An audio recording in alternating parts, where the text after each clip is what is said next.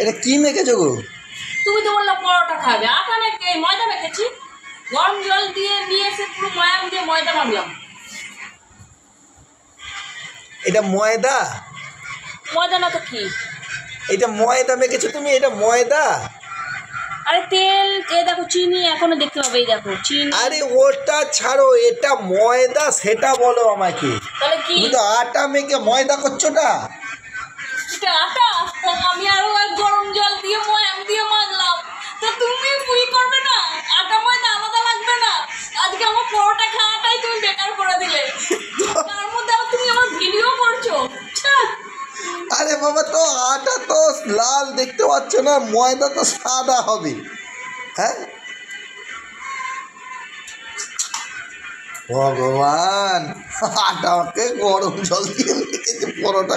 খাও খাও খাও, খুব খাও।